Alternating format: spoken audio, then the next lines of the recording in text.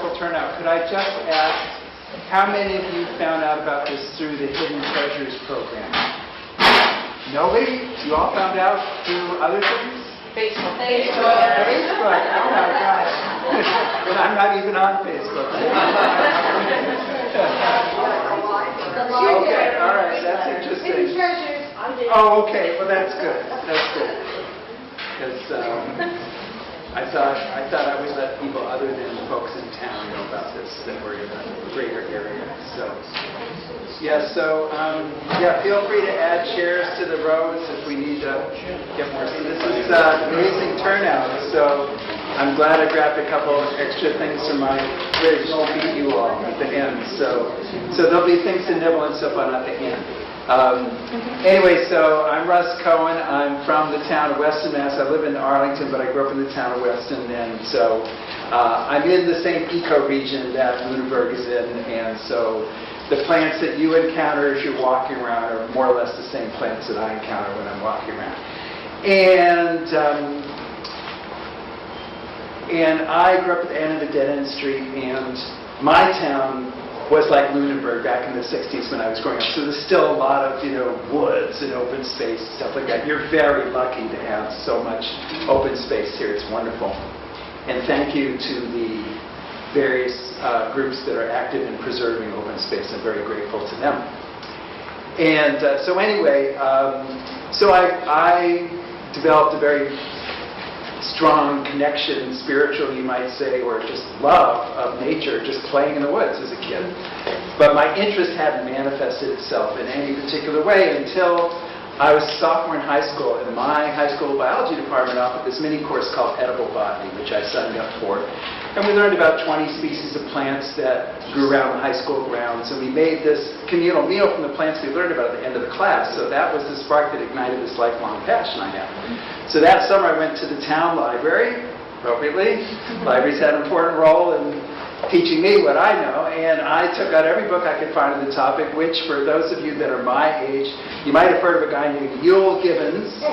So a lot of the books were by him, and I taught myself over 70 more species, and by senior year of high school, I was teaching that class I'd taken as a sophomore. So that was a long time ago, back in the 70s, and since then, I've been at this, and I do about 40 programs like this all over New England and eastern New York State, slide talks and walks. That's why I've got my boots on, because I led a walk at the Acton Arboretum, which is a really cool place if you've never been there. It's right off of Route 2, Taylor Road in Acton. So if you're ever heading in that direction, before you get to the Rotary in the prison, it's on the left side. And it's public. You go there anytime. And there's over 80 species of edible wild plants that grow in that arboretum. It's the best single site I know of to see stuff. You're not allowed to pick things there other than black walnuts, but it's a great spot to see stuff. So this group called the New England Wildflower Society, now it's called the Native Plant Trust, they asked me to lead a walk, and I did it there because it was so easy. It's the edible wild plant equivalent of shooting fish in a barrel, because it's like every 10 feet there's something. So it was really easy to do a walk there. And just so anyway, so we're going to have a virtual foraging expedition on the screen as I go through these slides. So feel free to darken the room anytime you want. And I want to encourage people to find a place to sit. Did we run out of chairs? I'll give up my chair if I need to. There's one here. Okay, there's two in the front here. There's a chair right here. Yeah, so... one back here. Yeah, all right, good. Thank you. All right, so now you know a little bit about me. And I used to work for the Department of Fish and Game, the Mass Department of Fish and Game, and I worked on rivers. And I had 5 rivers in particular that I was responsible for, and some are in Worcester County, but they're like the Blackstone and the French and the Quinnebog, so the ones that flow south into Rhode Island, Connecticut. And then I was also responsible out west for the Connecticut, the Hoosick, and the Housatonic rivers. And so I was in the field a lot for that job. And after my official work is done, I had to be out there with my foraging basket, just collecting whatever happened to be in season. So for me, foraging is just a great way to enrich all the time I spend outdoors. So whether it's here in a relatively rural area of the state, or closer in where I live, where it's the inner suburbs of Boston, or along the seacoast or in the mountains, there's edible wild plants all over the place. So it's really fun to know this stuff.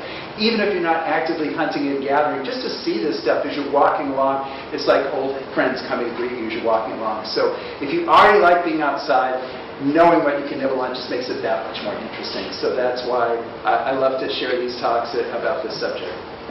All right, so before I plunge into the show, let me just cover a couple basic things.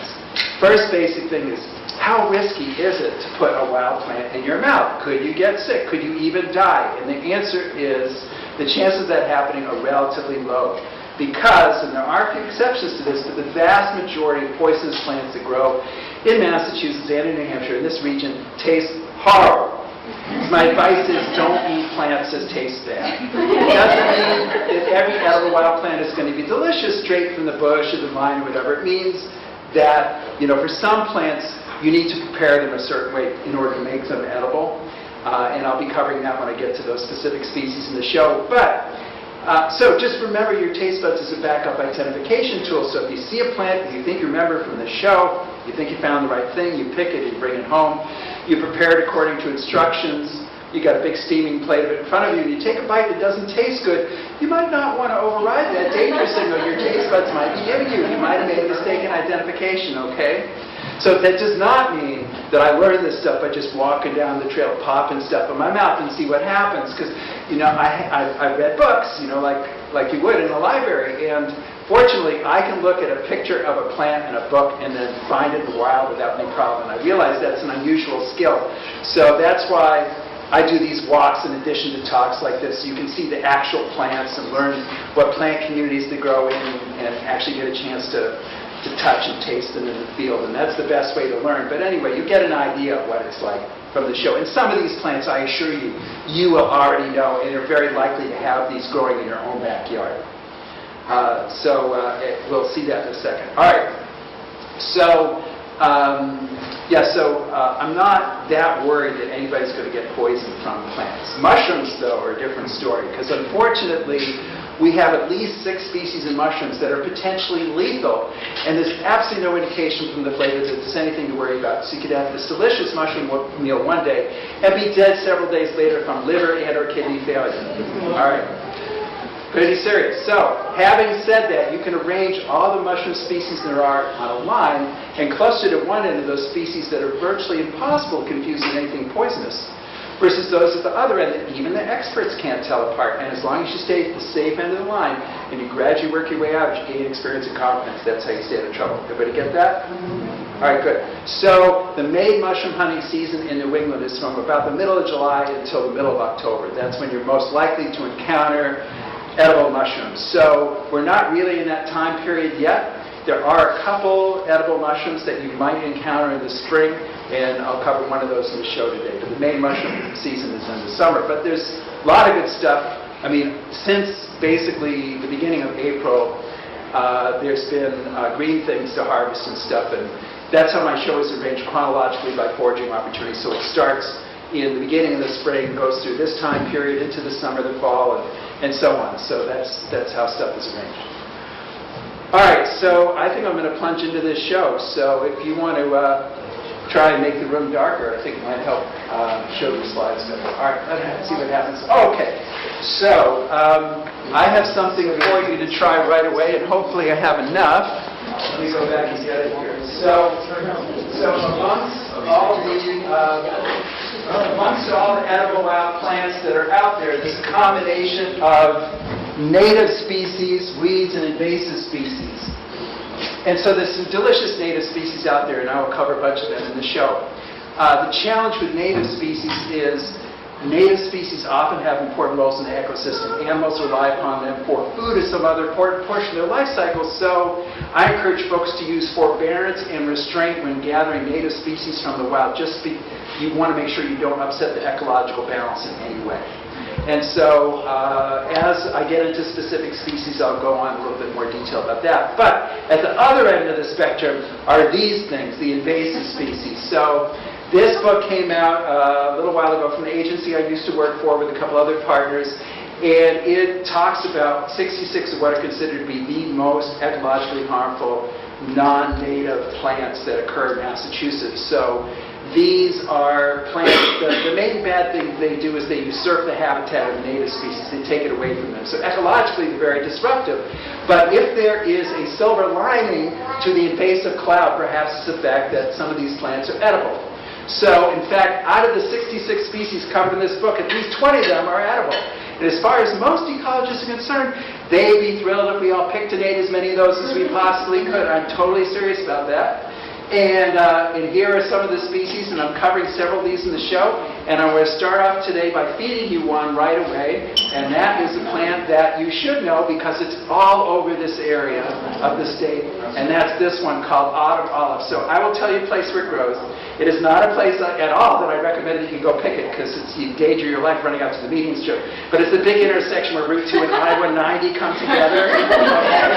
It's filled with this plant because the Mass Highway Department planted thousands of these plants before they knew it was invasive. So they regret it now. But anyway, this plant loves to grow in poor soil like gravel pits, really common there, or sandy areas. So it's really, really common in north central Massachusetts, so you should have no trouble finding it. It's about to bloom right now, so I'll show that in my show later. But in the meantime, I gather this fruit, I puree it, and I dehydrate it, and I make a fruit leather from it. So that's what's in these containers. And I think if everybody takes just one piece, I'll get this one going this side. I think I have enough for everybody to try a piece of this fruit leather. All right, so, and there's more stuff to nibble on later. All right, so let's talk. Now we're in the spring. All right, so what is this plant? Fiddlehead.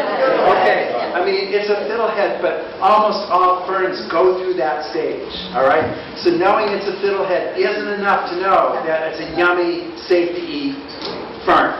All right, so how do you know?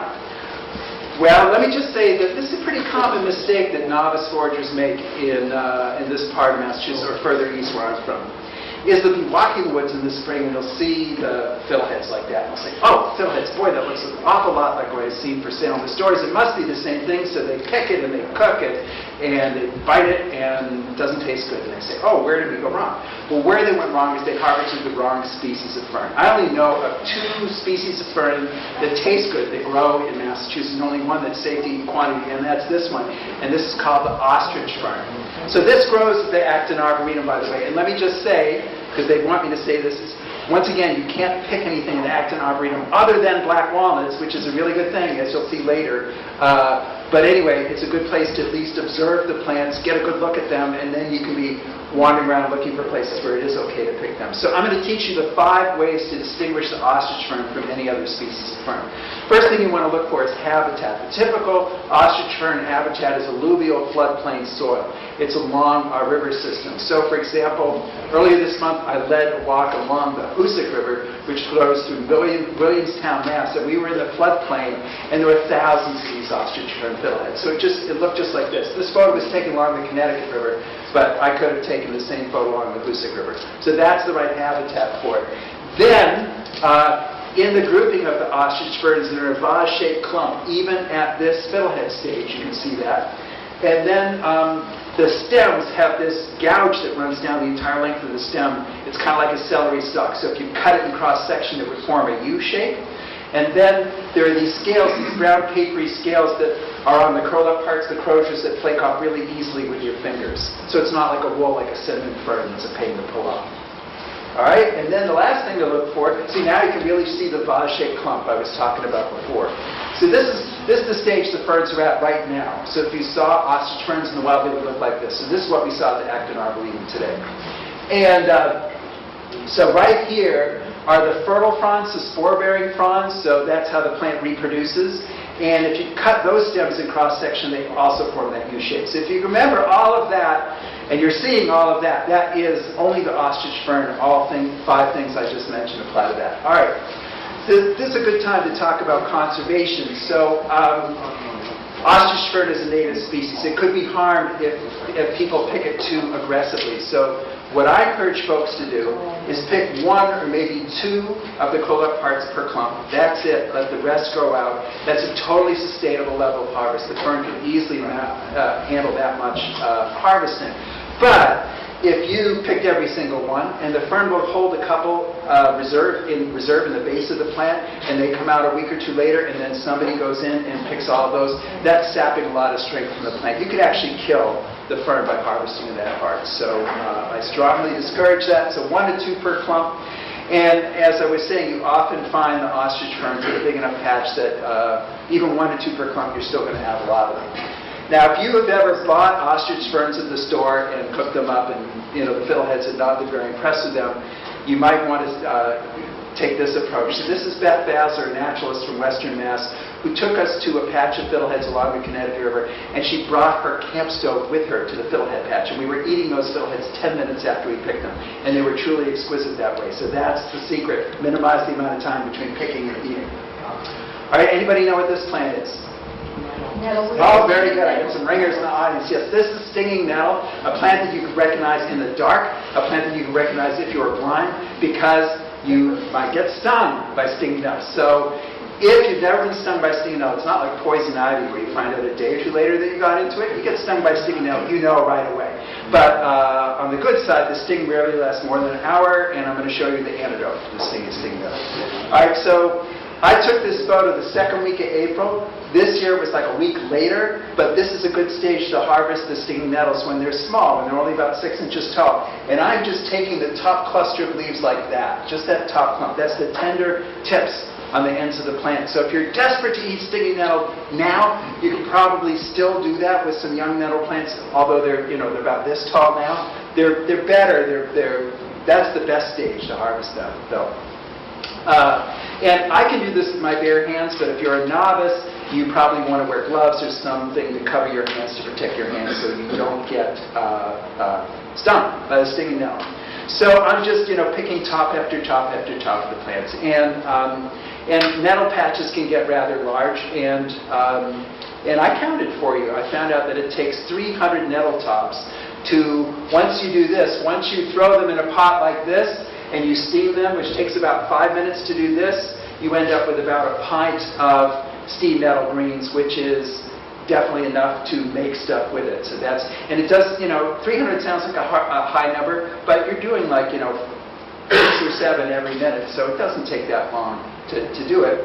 And anyway, so the greens will shrink like spinach, and you know how all these wild meats are supposed to taste like spinach? Like chicken, like rattlesnake meat tastes like chicken, frog legs taste like chicken. A lot of wild plants are supposed to taste like spinach when you cook it, and so sometimes they say stinging nettle tastes like spinach. You can use it like cooked spinach, but I think the flavor is more like split peas.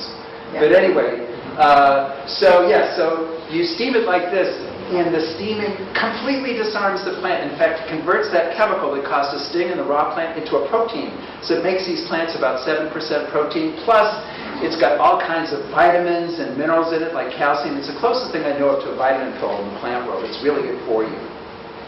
So after you steam the nettle greens, you can eat them just plain if you want, or you can incorporate them into different dishes. So here's cream of stinging nettle soup. Sounds like something they might have made in the old Addams Family TV show.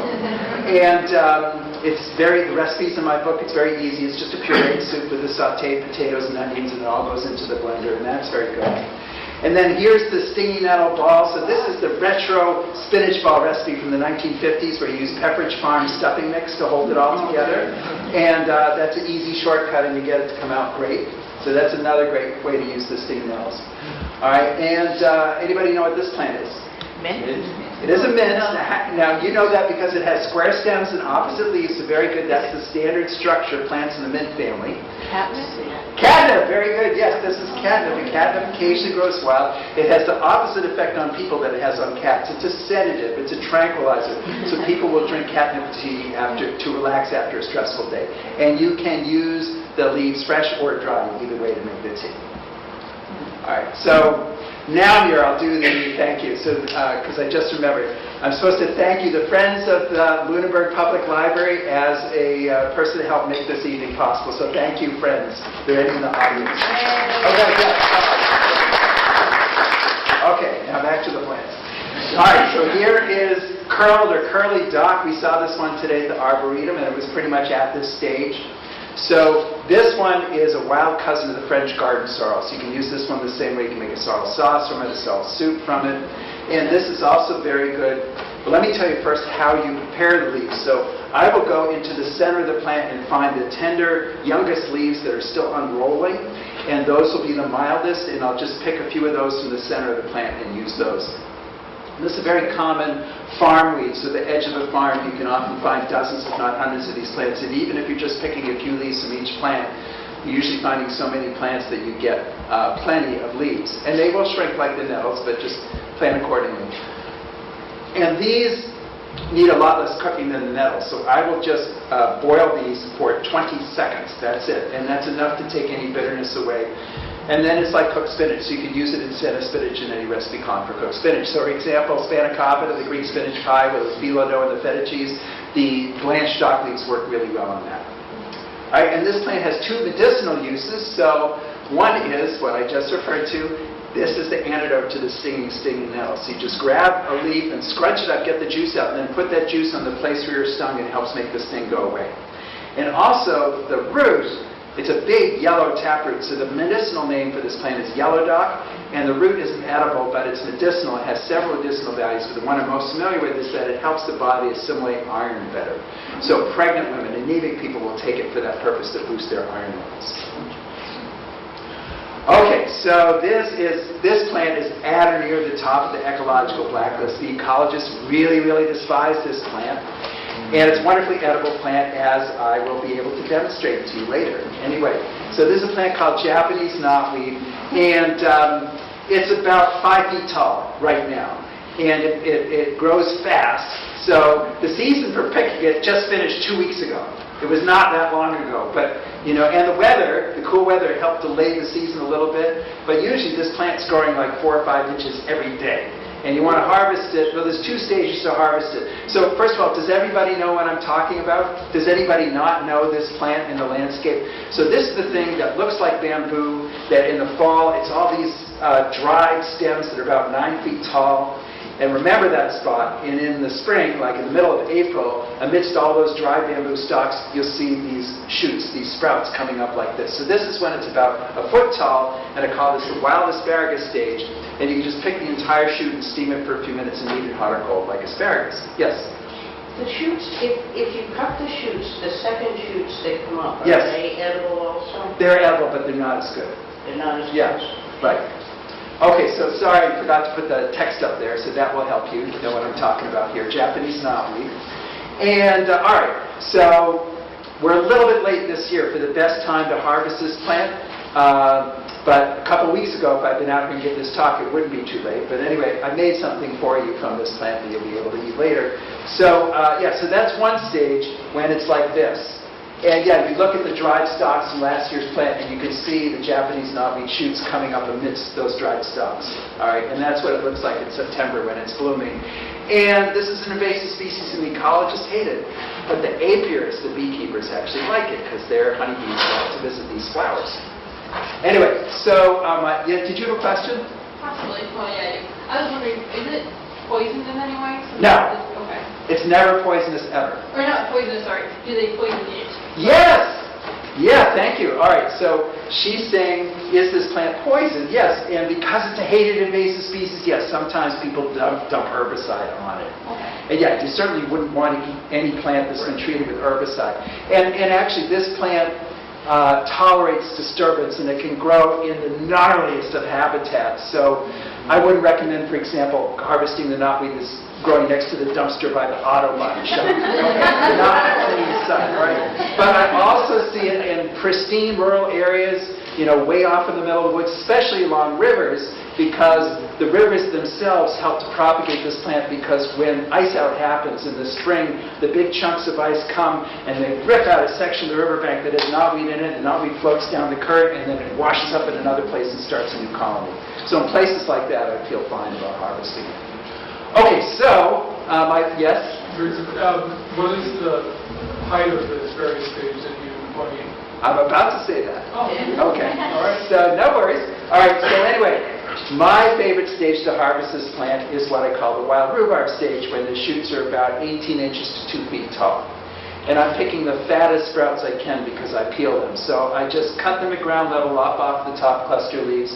So I have a stalk like that, and then I peel the very outer, just the skin off the stalk, because the skin is stringy. There's nothing poisonous about it, but it can get caught in your teeth, and I'd rather just not have anybody experience that, so I just peel it. But the stalks are hollow, so you don't want to peel too deeply, or all you've left is the hole. You just want to get that very outer layer off. And then you end up with this crisp green tube, which is tart and juicy, and you can eat it right on the spot if you want. It's It's kind of like a Granny Smith apple. Or you could chop it up like I've done here and use it in virtually any recipe calling for rhubarb. So here is my strawberry knotweed pie that I love to make, and virtually everybody I feed this to prefer it over strawberry rhubarb pie. It's that good. And so a number of years ago, I'm leading a walk, and we encounter the knotweed, and I start talking about it, and I start bragging about my pie, and some smart aleck in the group says, well, of course your pie tastes good, it has strawberries in it. Well, that was a challenge, so that drove me back to the blackboard to figure out what else I could do. And those of you that are bakers and use rhubarb, there's lots of yummy things you can do with rhubarb where strawberries aren't involved whatsoever. So I've actually made something for you tonight, my sour cream knotweed crumb cake, and I don't have enough pieces for everybody, but you'll have to fight it out. I have almost everybody. I have 43 pieces. That's pretty close. Okay, anyway, so, all right, to get back to the pie. All right, so you're looking at this pie. I'm telling you it's delicious. You say, okay, but I'm a little intimidated by pie crust, and that lattice work top, I don't know if I can pull that off. So I'm going to show you a way to use the knotweed that requires no cooking skill whatsoever, okay? So you can just take those little pieces, those hollow pieces, and fill them with like a flavored cream cheese or a salmon mousse, and you have this little tart edible container, and it's a delicious, fun thing to serve to people, and no cooking is required at all to do How would you that. season it? What's that? How would you season it? Season it? It's like celery. If it's really bland and stuff, you throw a little salt on it, a little pepper. Well, no. I would put something kind of sweet in here, or like a salmon mousse, because salmon's often eaten with a sorrel sauce. So, yeah, no, I would just, or use strawberry-flavored cream cheese or something like that. Yeah, you don't know. If these are freshly peeled stalks, they're yummy, just straight like that, without doing anything with these stalks. All right, so here's a plant we saw today at this exact stage called garlic mustard, and there's another invasive species. So the ecologists hate this one just as much as they hate the knotweed. And in both cases, these plants do what I said before, is they usurp the habitat of the native species. That's why they're so bad. So anyway, so I don't get as excited about eating this one than I do the knotweed, but you can eat it, and at this stage, if you're going to eat it, the whole plant is rather pungent, which means it has a bitterness to it that makes the plant not enjoyable in the raw stage. I don't care how much bitter you can tolerate, it's not really that yummy. But if you boil it, and not steaming, you need to boil something to tone down the bitterness for several minutes and pour off the water. That will tone down the bitterness to make it more palatable. And it will taste like garlic-flavored broccoli. So especially before the flowers come out, the little flower buds look like little broccoli florets, and you can eat it that way. There is one part of the plant, though, that I found is mild enough to eat raw and is not very bitter, and that's on the, so the plants are just past this stage right now here in Lunenburg, but when the plants are getting tall, before they bloom, when they're just budding out and the stems are about 9 inches tall and nice and soft and pliable, those stems are edible raw. You can even chop them up and put them in a stir fry. So that's what I would consider to be the mildest part of the plant. Okay, so this is a relative that you've got lots of farming territory around here, so I'm sure this is growing in those farms. So this is a plant called wintercress, and often you'll see farm fields just yellow, and you know it's not dandelions because it's a different kind of a yellow, different shade, and it's just a massive yellow. Well, that's this plant blooming. It's too late to eat this plant when it's blooming. You want to harvest it before it blooms. So this is end of April, beginning of May. And the yummy part are these things right here. These are the wild broccoli florets on the wintercress, and you have to boil them to tone down the bitterness, and then the flavor is identical to broccoli raw. So it's very tasty. Okay, anybody know what this plant is? Okay, yes, very common mistake. It is not phlox. And once I explain why it isn't, you'll never make this mistake again. So all phlox family flowers have 5 petals. These have 4 petals. So this is another member of the mustard family called Dame's Rocket. It's an invasive species, so it's another guilt-free foraging opportunity like the knotweed and the garlic mustard. And it's not like this yet. So this grows with Acton arboretum, and it's getting ready to flower. So I'd say in about 10 days it'll be flowering there. And you see how it comes in a purpley color and a white color? That's invariably how you encounter this plant in the wild, is the 2 colors together. So it's an easy plant to recognize. And although other parts of the plant are edible, I tend to just eat the flowers because I think it's fun to eat flowers, especially when they're an interesting color. So in this case, although the flowers, and they have kind of a sweet garlicky, radishy flavor, it's a very nice flavor, And although the white flowers and the purple flowers have the same flavor, I tend to just use the purple flowers because purple's a funner color than white. But you could use either color. And you could just, use them to decorate other foods, put them in a salad, however you want. Dame's Rocket, it's called. Okay, so you've got some hills around here, but nothing quite that big. And this photo was taken on a Memorial Day weekend up in northern New Hampshire. So that is, in fact, Mount Washington in the background, the Presidential Range.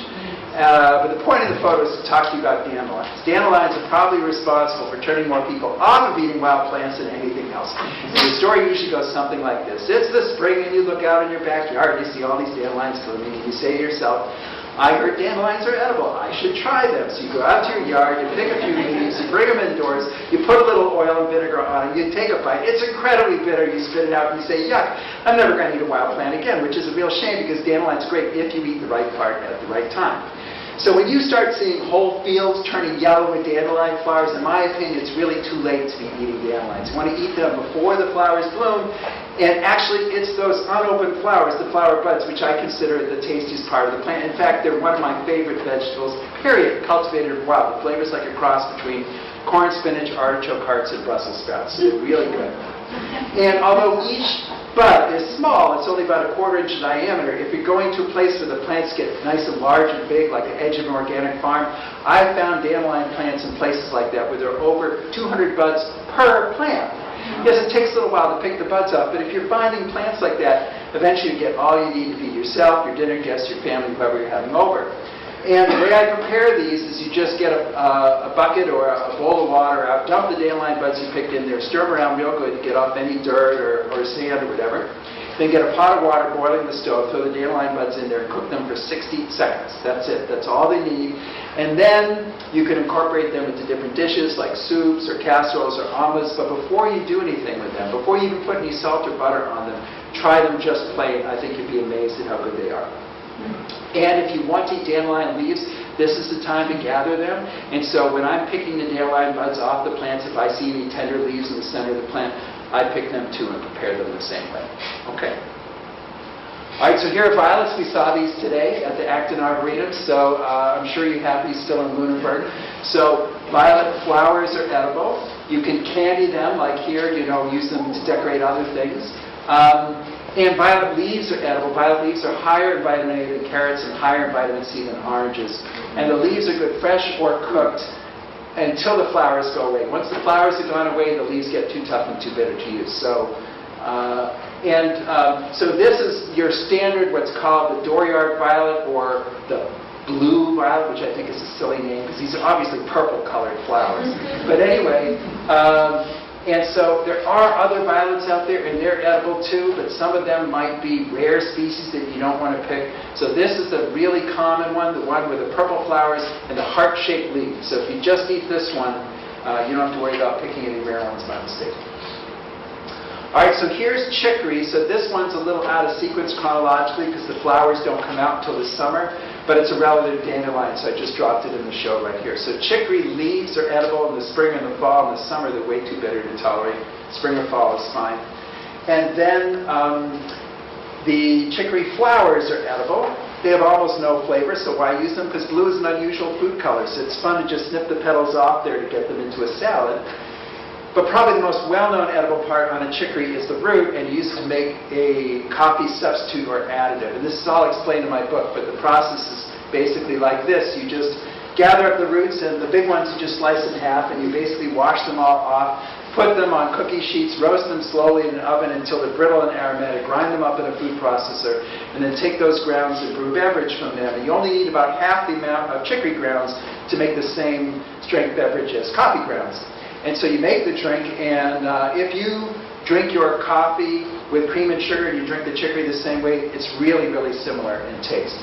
The one big difference is chicory does not have caffeine in it. So if you're one of these people who says, what's the point of drinking it if there's no caffeine in it, then the chicory's just not going to cut it for you. Okay, so here's chickweed, and chickweed is out now. This is a really common spring and fall wild edible, especially in farms and gardens, and if you're a vegetable garden, it's very likely you have this weed growing there. And the leaves are edible, the stems are edible, they taste like raw corn. So this is a plant that I use as a sprout substitute in a sandwich or a lettuce substitute in a salad. Okay. All right, so daisies are edible, but the tastiest part on a daisy are the leaves before the flowers come out. So you need to be able to recognize the plant before the flowers come out. So what does it look like then? It looks like this, and I apologize, this photo is a little out of focus. But you see this thing right here, and right here, and right here. So those are the flower buds, and they have a flat top to them, and you see markings on them that's like the spokes of a bicycle wheel. So look for that, and then look for leaves that look like these leaves right here, and those are the young daisy plants, and the leaves taste so good that I've never cooked this plant. I just throw the leaves right into a salad, and it's an excellent salad ingredient. Okay, here's lamb's quarters. So this is the wild equivalent of spinach. So you can use this just like spinach. So you can eat it raw, you can eat it cooked. You do not have to boil it. You can eat it steamed. This is also an excellent substitute for the spinach and spanakopita, and you don't have to pre-cook it. You just throw it right in the skillet with your feta cheese and your onions and the other ingredients that are going in the spanakopita. And that white dust there that you see in the center of each plant, that's not from the roadside or anything. That's a natural mealy dust the plant produces on its own. It's one of the ways to help identify the plant. All right, so here is sheep sorrel. So this is another cousin of the French sorrel. This is a plant from Europe. It's an indicator of acidic soil. So if you have this in your yard, you don't have to get out a pH tester to tell you already have acidic soil just because that plant is growing there. And you can use this one like the French sorrel, make sorrel sauce from it, sorrel soup from it, and so on. Then here's a completely unrelated plant with the same flavor called wood sorrel and sourgrass, with these heart-shaped leaflets and these little yellow five-petaled flowers. And this also has the sour flavor. So any tender part of this plant, so the leaves and the flowers and even these guys right here, which are the seed capsules, they're tart and juicy and succulent. You can eat them too. All right, now the chemical responsible for the sour flavor in this plant and in the sheep sorrel I showed you is a chemical called oxalic acid, which is not good to eat in huge amounts. Like if you ate a big salvo full of just this plant or just of the sheep sorrel, it could inhibit your body's ability to uptake calcium. It could irritate your stomach lining, but there's no reason to be unduly concerned about this chemical because it's present in a lot of conventional vegetables like beets and spinach and rhubarb. So as long as you're eating it in moderation, it's perfectly fine. Okay. All right, so when I make stuff from wild ingredients, I'm not a purist about it. I don't insist that every single ingredient be wild. So for example, when I make that strawberry knotweed pie, I don't have to use yak butter for the shortening. I can use regular butter, regular sugar is fine, and the knotweed makes it a wild dish. But it is fun to see if you can make a wild salad completely from wild ingredients, which is what this one is. But I don't want to deter you from just taking a regular salad and throwing a few violet flowers or chicory flowers in there just to make it more interesting. That's fine. You don't have to go extreme like I did right here. All right, so let me tell you what's in this salad. So the little yellow flowers are wild mustard flowers, and then the purpley blue things, those are the chicory flowers. And then the green stuff, it's like lamb's quarters, chickweed, sheep sorrel, wood sorrel, stuff like that to bulk up the salad.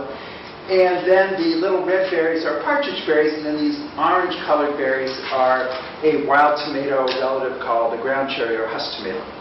Okay, so here are partridge berries, and partridge berries have almost no flavor. In fact, I'd say they do have no flavor.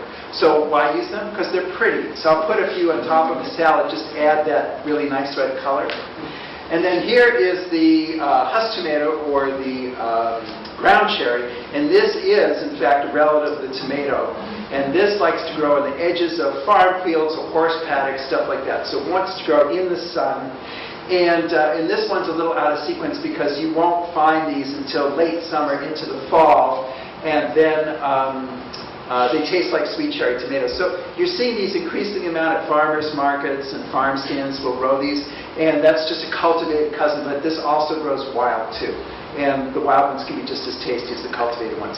The thing to remember is you can't see this fruit unless you pull that papery covering the husk, which the botanical term is a calyx, off. All right. So if you're looking at a plant and you see little yellow tomato-like fruits on there, it's not the edible ground cherry. It's probably a plant called horse nettle that tastes horrible. It's got thorns on it. So you know right away it's the wrong thing. But I'd like you to avoid even that unpleasantness and just stick to this yummy one, all right? And it's called ground cherry because The fruit, so first you have a flower like that, and then the fruit ripens inside this thing called the calyx. And then when it's fully ripe, this goes from green to yellow to beige, sort of a tan color, and the whole thing falls off the plant and keeps ripening underneath the plant. And so something like this, you'd actually look underneath the plant for fruits that have already fallen off of it. That's why it's called a ground chip.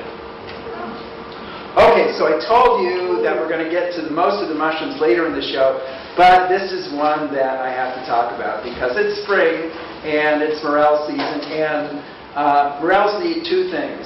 Well, the time of the year they need spring, but they need wetness and they need warmth. And we definitely have the wetness. We got that covered. We have the wetness. We don't really have the warmth yet, except in little microclimates where the sun might be hitting a certain patch of ground that warms it up enough to cause the mushroom fruiting. So I would say, I hear forecasts, it could be a rumor, but I hear this forecast that we might actually get to 70 or maybe even higher than that. And that's hot enough for the morels to pop up. All right, so this is one variety you might see. This is the black morel. And where I typically find this is not way off in the wilderness somewhere, but right in people's yards, like right by the shrubbery foundation plantings of the house, or the front walkway, or the mulch, or things like that. So look for them. And all these mushrooms came from one person's yard. This is near where I grew up in Weston. And unfortunately, I wish I could say I could go there every year and haul that many away, but the black morels tend to be very ephemeral and short-lived, and so they're eating like decaying root systems or whatever. So the next year after I took this photo, there were half as many, and the year after that, they stopped. All right? So that's one thing. Now, most of you are old enough to know what this is, but when I talk to young people, I have to explain what that is, because they have no idea what a film canister is anymore. All right, but of course that's in there for scale, so you know what the mushrooms are. Okay, so here's the other one that you might run into. This is the yellow morel, and this one, I have found it. I'm going to tell you the story in just a second that took place not that far from here. Anyway, so yes, you can find these under old apple trees or recently dead elm trees where the bark is still attached to the tree and hasn't sloughed off yet. That's where I often see them. And the time I find them is right around now. Okay? So in a typical year, it's Mother's Day, but because it's been cool, I think it might be this weekend or, the next week I would look for them.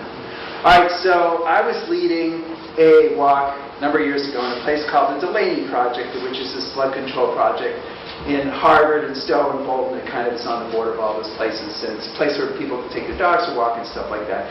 And so a group in Harvard had asked me to lead this foraging walk, and it was on Mother's Day weekend. So I'm leading this walk, and the beginning of the walk is on this sort of flood control berm where the top of it is mowed, and then it's mowed on the sides, and then 40 or 50 feet away is where the vegetation starts. So we start this walk, and about 10 minutes into the walk, I look off to the left, and I see an older apple tree and a recently dead elm tree. And I said to somebody, hey, go down there and see if there are any morels. She goes down there and she says, yup. I said, yup? What do you mean, yup? She said, they're here. So we all go tearing down there. There were a dozen morels exactly where they were supposed to be. I wish it were that easy. These are maddeningly elusive to find in eastern Mass. So I wish you the best of luck. I'm hearing good reports because we've had favorable conditions for them. So I hope you find them. All right, so anybody know what this plant is? Oh, weed. Yes. Well, a lot of plants can fit into that category. Actually, it's actually a native species. All right, it does grow in places where weeds like to grow, but it is a native species. All right, well, good. I'm glad I finally found something that stumped you. All right, so this is a plant called evening primrose. You've heard of that. All right, so if I'd shown you what it looks like the second year with the flowers, you might have gotten it. So this is a biennial, which means it has a 2-year life cycle. So the first year, it just looks like this. It's having these whorled leaves with this prominent white midrib, so I look for that. And it's sending energy down to this big taproot, and the plant withers over. And then the second year, it produces this flower stalk with flowers like that. The plant goes to seed, and the whole plant dies. So the main edible part on an evening primrose is the root. And fortunately, you could just grab that whole rosette of leaves and yank on it and get a root out, and it will look like this. So it has a pink top like that, and then it's a long taproot, kind of like a carrot. And so far, my favorite way to use these roots is to make pancakes with them, like potato pancakes. So you can grate up an equivalent amount of evening primrose root and use it instead of pancakes. And whatever potato pancake recipe you use, it should come out great. All right. Okay, so here's another biennial plant.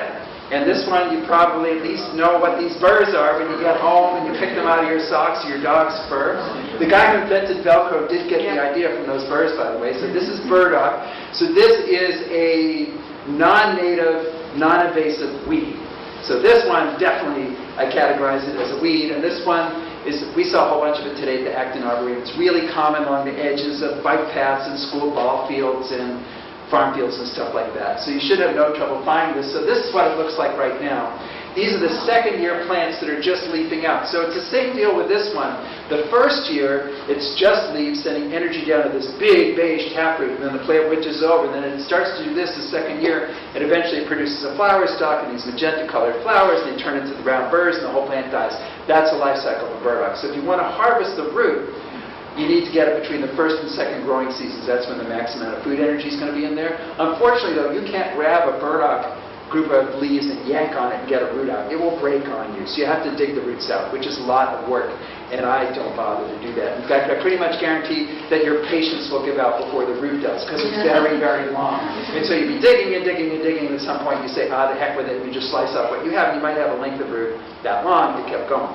So at that stage, what do you do to prepare it? Well, the easy way to do is just wash it off. You don't have to peel it.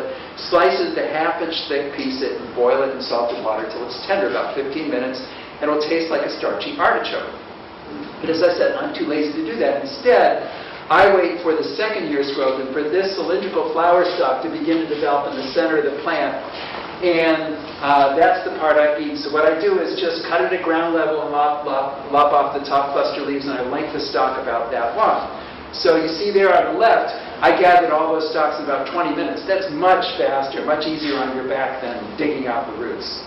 So now you do have to peel the very outer layer of those burdock stalks because it's bitter and stringy, so you need to get the very outer layer off. But once you've done that, unlike the knotweed, the burdock stalks are solid all the way through, so you have a lot of food value left over. So you can really fill up on this plant and get pounds and pounds of edible food from it. And so you take those peeled stalks and you cut those in length crosswise and boil those in salted water till it's tender about 5 minutes.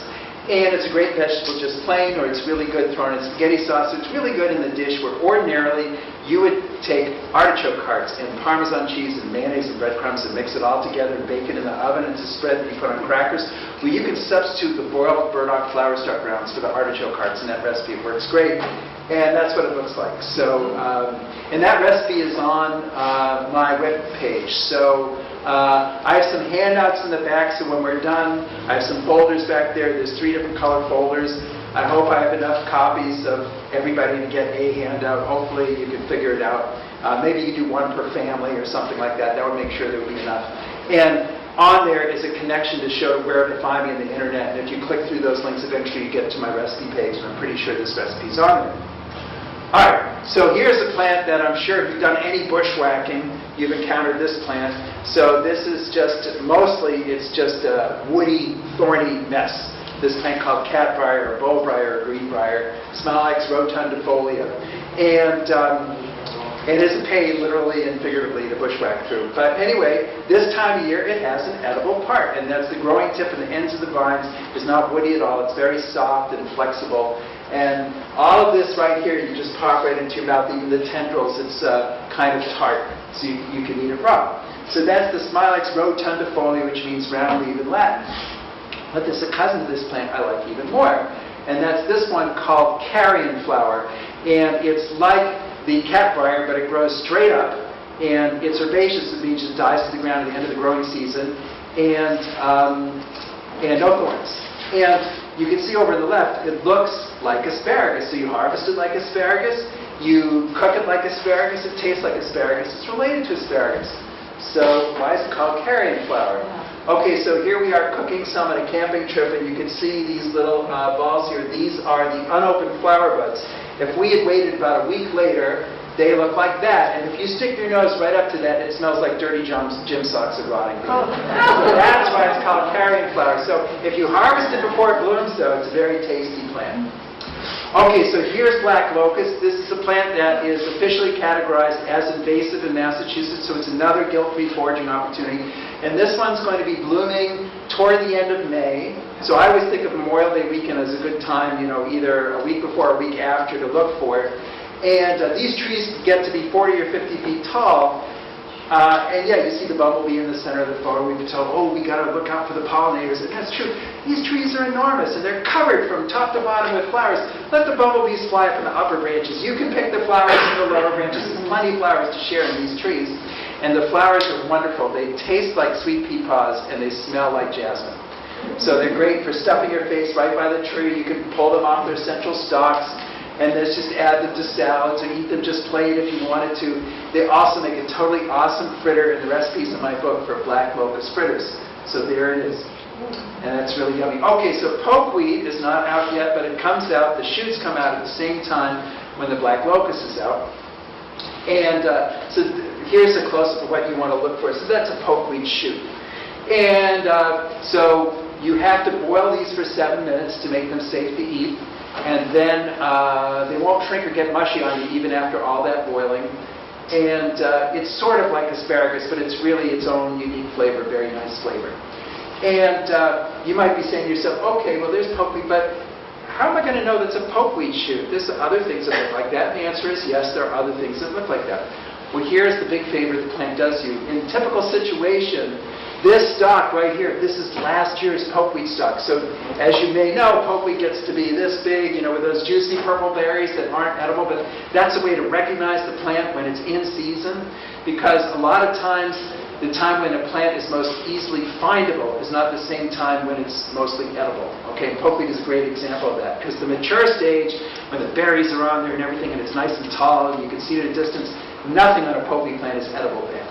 But in the spring, when the shoots come up, they're edible after you cook them for 7 minutes, boil them for 7 minutes, and what the plant does is that stalk, plant stalk from last year's plant, persists through the winter into the following spring and is still there when the shoots for this year's crop of pokeweed shoots are coming up. So just look for last year's stalk and the shoots coming up right in the exact same spot, and that's your pokeweed shoots.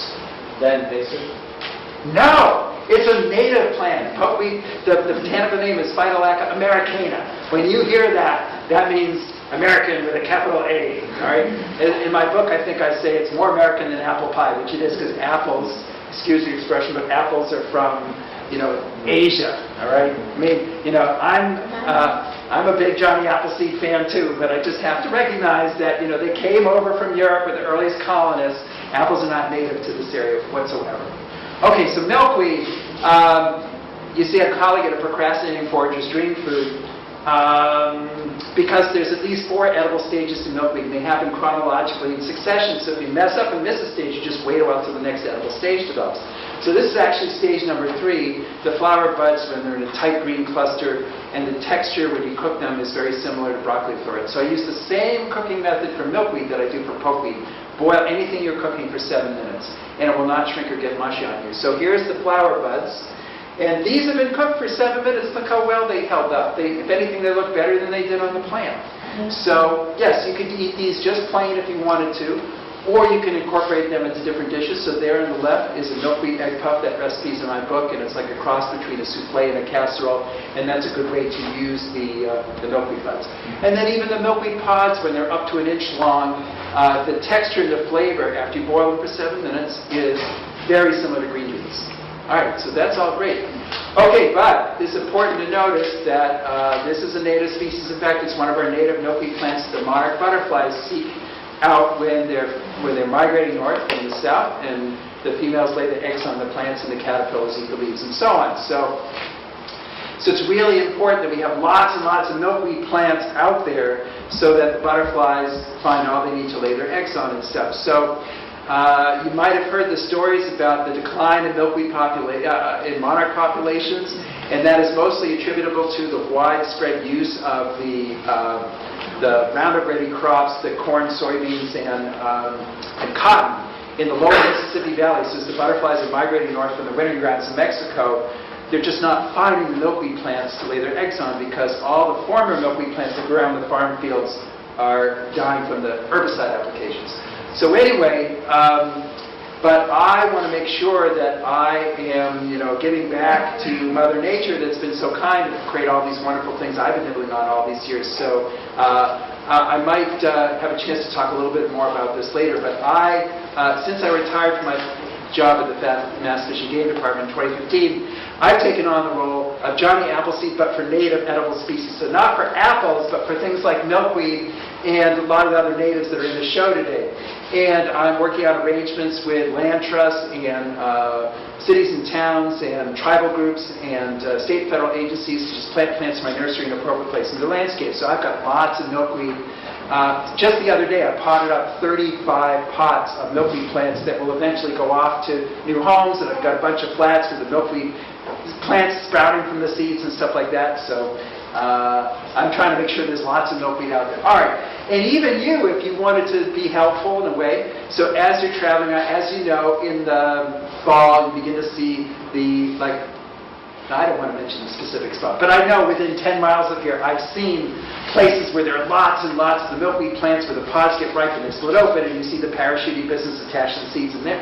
If you're seeing a healthy population like that, you could gather a couple of those pods, and as you're traveling around, you see some good milkweed habitat that doesn't have any milkweed growing in it, just release the parachutes and help start a new colony. Okay, so here's sassafras. People like me that grew up in nature, playing around in the woods, are familiar with this plant. It is an exceedingly easy to recognize plant, as most of you probably know, because it has leaves with 3 different shapes, all on the same tree. So no thumbs, 1 thumb, and 2 thumbs, all on the same tree. So that's really easy. And sassafras has 2 edible parts. So first part is the root. It's actually the bark of the root, which has that very familiar root beer smell. So you can make sassafras tea from the root bark. In my book, I've got a recipe for sassafras candy, which is like the root beer barrels you used to buy at the penny candy store, only even better because it's little bits of root bark embedded in the candy. So it's very strongly flavored. All right, but in the interest of full disclosure, I will tell you, though, that based on a couple studies of rats back in the 1950s, where they fed rats a huge amount of saffrol, which is an essential oil that's in the sassafras root bark, some of those rats got cancer. So the Food and Drug Administration, based on those studies, they banned any saffrol-containing sassafras root products from the food supply, and that ban is still in effect today. But as far as I know, and I've done a lot of research, and so have other people I know that teach wild edibles and teach sassafras, none of us have been able to find even a single anecdotal case of a human getting cancer from this plant. And so, although rats have been very, very helpful in medicine and research to try and figure out what we need to avoid, our metabolisms aren't the same. And it's entirely possible that rats metabolize the saffrol in a different way than humans do. But nevertheless, if just knowing that the Food and Drug Administration thinks this plant might be, the root might be carcinogenic is enough to say, okay, that's all I need to know, I'm not going to use it, I totally support you in that. In fact, I totally support you wherever your comfort level is on whatever I'm talking about tonight. So if you feel like, okay, well, I'm not entirely sure this is the correct plant, and I don't want to make a mistake, and I don't want to eat it, or I'm not entirely sure that this plant is growing in a clean location, I don't want to be exposing myself to herbicides or other contaminants in the soil, whatever, you say, oh, I'm just not going to pick it and eat it, that's fine. I don't want to, twist your arm to do anything that you're not comfortable with. So anyway, I'll just tell you, sassafras is very tasty. It's been used by many people over a long, long time. And just leave it up to you, your decision whether or not you want to do it. There's another part of the plant that's edible, though, and that is the young leaves. So this plant is almost at this stage this year, and the young leaves are used to make filet powder. So if you've heard of filet powder is made from dried powdered young sassafras leaves. And you could just pick a few per plant, don't denude an entire plant, just pick a few from each plant and spread it on a cookie sheet and just allow it to dry, and then pulverize the leaves and then put that powder into a salt and pepper shaker and add it to food to flavor and thicken it at the end. And the leaves don't have any saffrol content in them, so there's nothing to worry about from that perspective. Okay, so here's cattail. There's a whole chapter in my book on cattail, so I won't spend a lot of time on this. So one of the edible parts is the immature bloom spike, which is hiding in here. You see a swelling here at the top of the stalk, and when you pull those outer leaves away, that's what it looks like inside. So that's the male flower on top and the female flower. On the underside, you could steam or boil these until you can take the flesh off the outside. And then the cattail hearts can be harvested at the same time. And this is just the tender part of the stalk. as the flower is developing. So you just peel the outer leaves away, and all of a sudden this stem, which is really, really hard, suddenly gets soft once you pull the outer supportive leaves away, and it gets very wiggly. And that you can eat just plain. It tastes like a cucumber, like hearts of palm. And even the cattail pollen is hypoallergenic, and you collect that and eat that. So just go into the marsh when the male plants are shedding the pollen, just bend the cattail flower into a plastic bag, give it a little shake, and this big cloud of yellow pollen comes up. And you keep repeating that, and after a while you have a cup or more of the pollen, and you just put it through a thin sieve just to get out any twigs or bugs or anything. And then you add the cattail pollen to any baked recipe to get beautiful and highly nutritious cattail pollen products like these muffins. Okay, anybody know what this plant is? Wild oats. No, but you're on the right track. Wild something. Right. Wild rice, yes, very good, wild rice. So wild rice does grow in Massachusetts. I took this photo along the Assabet River in Hudson, Mass, so not that far from here. Now, true confessions here, I have never processed and gathered my own wild rice because this is a lot of work. I mean, you have to pick it, big deal. I pick stuff all the time, but then you have to parch it and you have to winnow it. And I know people that do it in New England. There's now a thing, people are doing it. I just haven't done it myself. I get my wild rice from the Ojibwe Indian tribe, which are still collecting it in the traditional way, with the canoes in the lakes in northern Minnesota, where they bend the plants over the boat and then they whack it with a stick, and the ripe grains fall into the boat and some fall into the water to ensure that the plants will come back again the following year. And I just get it from them. But you could gather and process your own wild rice here in Massachusetts if you wanted to. Okay, so here's a plant called calamus, or sweet flag. And this one looks like cattail, but it's only about half as tall, and it's much more yellow-green rather than the blue-green. And if you rubbed the young leaves or you rubbed the rhizome, the base of the plant, you get a really strong, spicy smell like ginger. And so that would tell you that it's not a cattail. Cattail's all very mild, like a cucumber. And so, so calamus, or sweet flag. And I find the tastiest part of the plant to be the heart of the plant after you pull the outer leaves away. So this would be a good time of year to look for it. And then those tender leaves you can put into a salad and they have a mild gingery flavor. All right, so here's a tree called basswood or linden. So now we're in the summer. So around the first day of summer is where I look for these blossoms on the trees. So, in Boston where I used to work, they use this as a street tree a lot. This one, the little leaf linden, and when the trees are blooming, entire neighborhoods are perfumed from the smell of this flower. It's really great.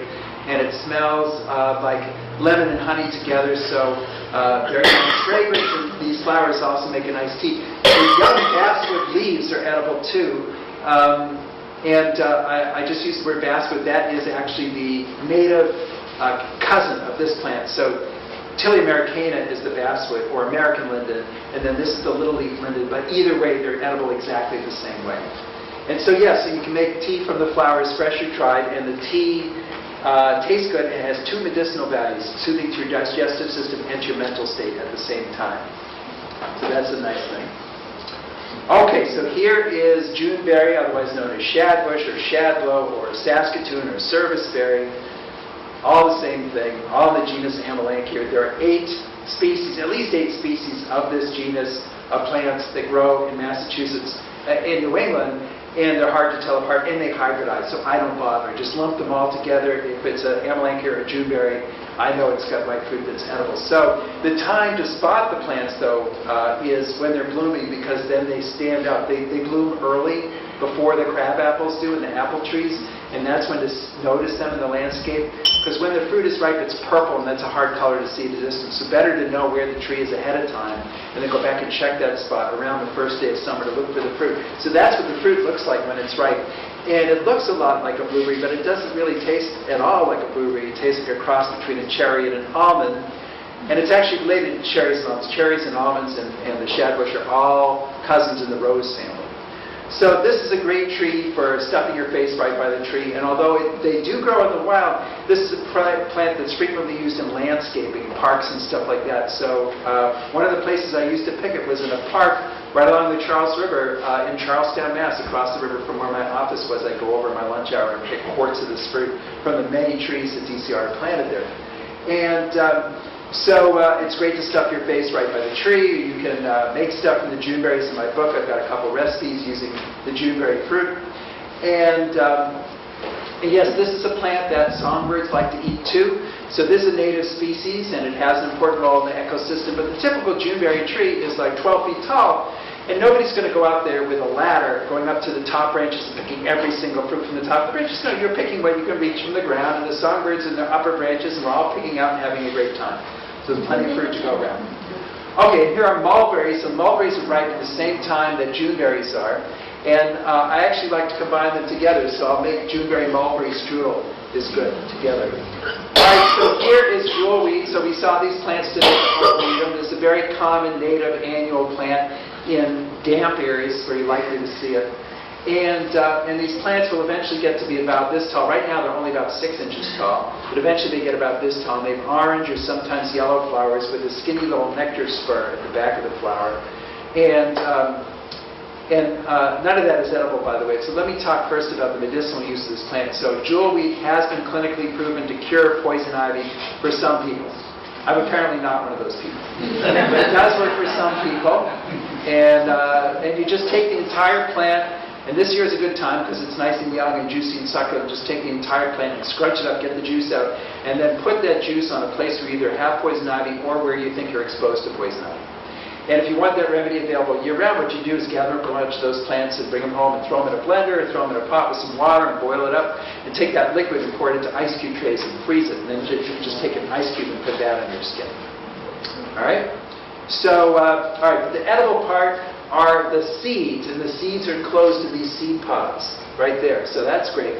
Here's the tricky part. When these seed pods are ripe, they detonate at the slightest touch. So one of the nicknames of this plant is touch me not, because if you brush against the plants when the ripe seed pods are on there, they just start going, they shoot all over the place. So if you want to eat those seeds, what you need to do is sneak up on one of those seed pods and grab it and have it explode in your hand. Don't worry, it won't hurt. So you open up your hand, and you see something like this. So there's a ripe seed pod right there. That's what you're looking for. And then it explodes and does all this. And letter D, those are the ripe seeds, and they taste exactly like walnuts, like store-bought walnuts. So that's good. I mean, they're teeny, but they have a nice flavor. Another cool thing to do with the seeds that you don't need to do to eat them, but just to see, is if you gently rub the outer seed covering off, the inner seed color is this beautiful, bright robin's egg blue color. And I have no idea why that color's in there, because no creatures ever see it. It's just one of those unexplained mysteries of Mother Nature. All right. But the blue is from after you rub. Yes, so the seed looks like this, and you just put that in your fingers, you go rub, rub, rub, and get that outer part off, and inside it looks like that. But what about the dark one? Is that past that point? This one right here, Yeah. if I rub that, it would look like that Okay. outside. Yeah. Wow. Okay. All right. So you don't need to take this part off to eat it. It's just if you want to see the pretty part, you do that. Okay. All right, so here's purslane. So those of you that grow vegetables like tomatoes in the summer, it's very likely you have this weed growing in your garden, and perhaps you're not terribly fond of it for that reason, but it is actually a very healthy plant. It's loaded with omega-3 fatty acids and irons. It's a very healthy plant to eat. You can eat it raw, you can eat it cooked. Some people make pickles from these thick, juicy stems. So, all right. So I'm going to show you a way to use the purslane that, once again, does not require any cooking skill whatsoever. Is you can throw the purslane leaves in a gazpacho, and you don't even have to make the gazpacho. You can go to some store that makes it and buy the gazpacho from them, and then just go to your yard and throw some purslane leaves in there. And the texture of the purslane leaves works really well in a gazpacho.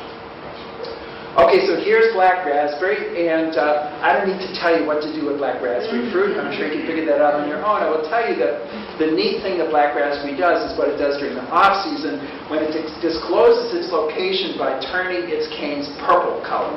And so this is a fun thing to look for in the middle of the winter when it's dreary outside, and but you're out cross-country skiing, walking your dog, whatever, and you see on the edge of the field these thorny canes that are purple. Those are black raspberries. Remember that spot, and then go back in late June, early July to look for the fruit. Okay, so here's black cherries. So these are ripe toward the end of the summer, so end of August, beginning of September is when I look for these. And the flavor will vary from tree to tree. Sometimes they're puckered and astringent, not very good at all, and then other times they can be sweet and juicy, just about as good as a cultivated cherry, except for the fact that these are small. There's no getting around that. Each black cherry will approach but not quite get to a ½ inch diameter, and the pit inside each fruit is not that much smaller than conventional cherry pits. I wouldn't recommend using these fruit for any recipe that requires pitting each individual fruit, because that would be exceedingly tiresome. So I'm used to just eating them right off the tree, but if you want to make something from them, you just pick the fruits off the plant, throw them in a pot with some water, simmer it for a while, then run everything through a food mill or a sieve, and then the pulp and the juice goes through, and the pits are held back, and that's the raw material you can use for making cherry jam, cherry jelly, cherry cordials, stuff like that. Okay, so here is the common elderberry, and this one likes to grow in meadowy, damp, sunny habitat. That's where you see it.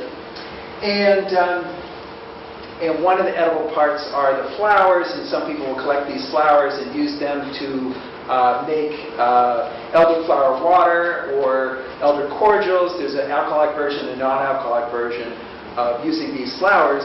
And I tend to leave the flowers on the plant and wait for the fruit to form, so I'm just going to go past this. And that's what the fruit looks like when it's ripe. And that photo isn't upside down. That's what the fruit, the weight of the, that's what the weight of the fruit does to the berry cluster. It makes it all hang upside down. And I understand that you can get a stomachache if you eat a lot of raw elderberry fruits, but if you cook them first or you dry them first, then you can eat all you want. I like to mix elderberries and apple together, so elderberries and apple sauce, elderberries and apple pie is more interesting than just plain applesauce or apple pie. Okay, so here's spicebush.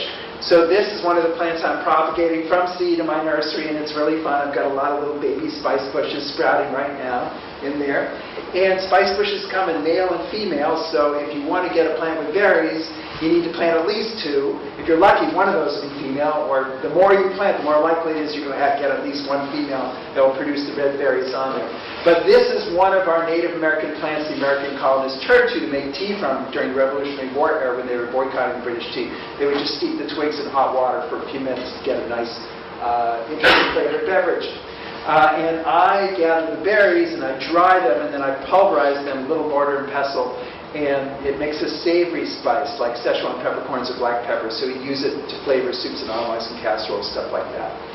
But these berries are very high in lipids, which is a vegetable fat, and so they're high in calories, and the songbirds know this, so they will seek out these spicebush berries to help fuel their southward migrations.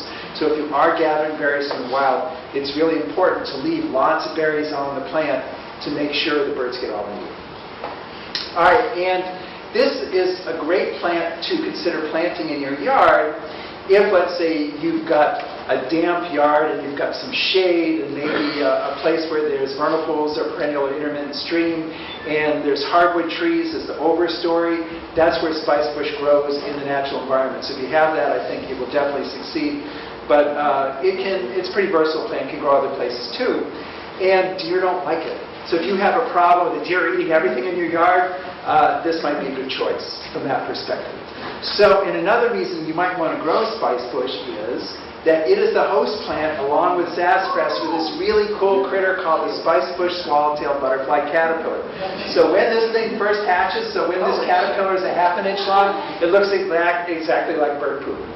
and so it figures, I'm safe, no bird's going to eat me, I look like their poop. So, and then it quickly changes to this form, and it forms these fake eye patches. The real eyes are down here. These are fake eye patches. The caterpillar is trying to impersonate a snake. And even at the pupa stage, it looks exactly like a dried leaf. So isn't this cool that this critter figured out how to assume all these disguises to avoid being eaten? So anyway, so yes, so where I'm growing my spicebush and sassafras in my nursery, the butterflies are finding my plants and laying eggs on them, and so I'm getting the caterpillars and the pupae on my plants in my nursery, which is really fun. I found one of those years ago. Yes. At home. Yeah. Put it in a fishbowl with a twig. Yeah. Went into a cocoon. It took Yeah. about 10 months. Yes. And I went down to Right. the store and I Yeah. came back. I called him Rufus. He was gone, and he was flying around my living room. Yeah. How cool is Yeah, that? it was really cool. Yeah. Yes. Butterflies and the pupa stage, they vary tremendously in terms of that time they spend in various stages. Like how long are they a butterfly? How long are they a caterpillar? How long are they a pupa? And so yes, the spicebush ones winter over and then do that later. Yes. Okay, so here's wintergreen. This should be a really familiar plant to you. Yep. There's a ton of it in this area, especially where there's white pine trees. So you see the white pine trees there as an indicator. And yes, the leaves have that oil of wintergreen in them, so they have that wintergreen flavor. And the berries, they're not very sweet, but they do have the wintergreen flavor too.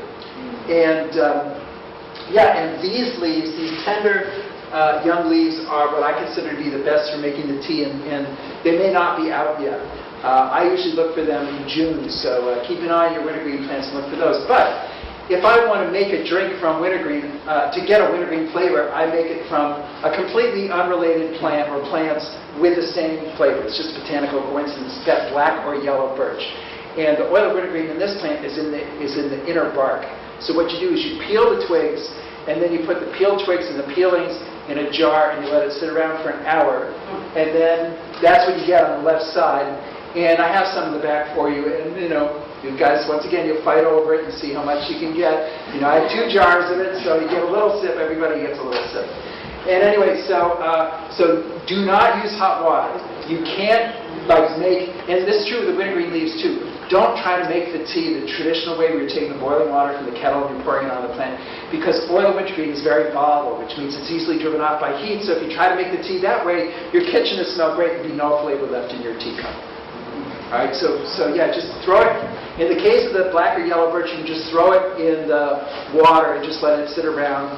In the case of the wintergreen, it's probably good to put it where a little sun is getting at it and leave it for a day. In this case, just an hour.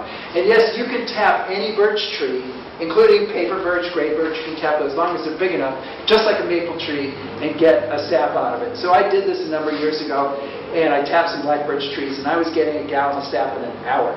Wow. So they really gush, but unfortunately the sap is even waterier than maple sap, and you have to boil the heck out of it to get anything. And what you eventually get doesn't have the oil wintergreen flavor at all. It looks and tastes just like molasses, like what's in this bottle here. So, but molasses is so cheap, it's so easy to get at the stores. My advice would be just go buy molasses. You're not going to save any time and money making your own molasses from birch sap.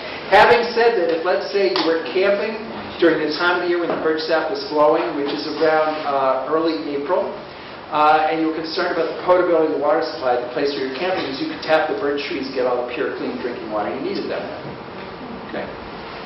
All right, so we finally got some mushrooms in the show. All right, so this is way, way, way at the safe end of the line of the mushrooms. So there is a lookalike to this mushroom, but it's an edible lookalike. So this is called a sulfur shelf mushroom, as some people call it, the chicken mushroom or chicken of the woods. And it's called chicken mushroom or chicken of the woods because if you pull the mushroom meat apart, the inside looks just like the breast meat on the chicken. All right, so this one, the distinguishing features are the top layer is pumpkin orange color. The underside layer is yellow, like yellow chemistry class sulfur yellow color. And then it's growing in layers directly on wood, sometimes a live tree, but usually it's a stump or a log or something like that. And they can come out anywhere from like the first day of summer through October. I can see them anytime during that period. And what you can look for, actually, I should put this in my show. I need to make a mental note to do this.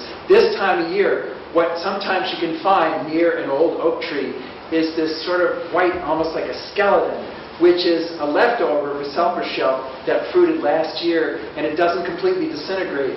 It leaves this residue, which is kind of like a skeleton, and that will give you a clue that that's a good place to check the following season in summer and early fall to look for a sulfur shelf mushroom, because that same tree will continue to produce until it uses up all its food.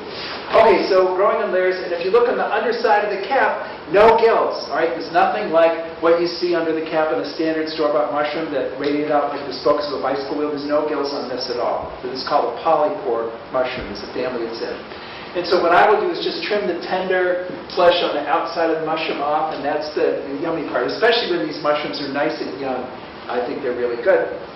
And here is the pinker and whiter counterpart to the sulfur shelf, which is called the Laetiporus cincinnatus, and this one is at least as good as the orange and yellow one. Okay, so the French call this, you have a question about this? Yeah, I saw a mushroom the other day that I've never noticed before. It's like an orange to a lobster red. Yes. And it's like a shelf Right. mushroom on a dead oak Right. limb that had Yes. been dead for 2 years Yeah. at least. Yeah. I suspect that that's Ganoderma mushroom, and there are some medicinal ones, and sometimes if you get it just right, you might find edible ones. So I would go online and check under Ganoderma and see if the pictures that show up resemble what you saw. Okay, so, all right, the French call this one trompette de la mort, which means trumpets of death, but that's only because it's black. It's actually a totally safe edible mushroom with no poisonous lookalikes. This is the black trumpet chanterelle. And as some of you may know, last year was a really good year for mushrooms because the moisture happened at just the right time to trigger enormous fruitings, including of this one. So, the tricky part about this mushroom is finding the first one because they're small. They're only about 2 or 3 inches tall, and they're black, so they're hard. They don't stand out from the landscape. Nothing like the sulfur shelf I just showed you.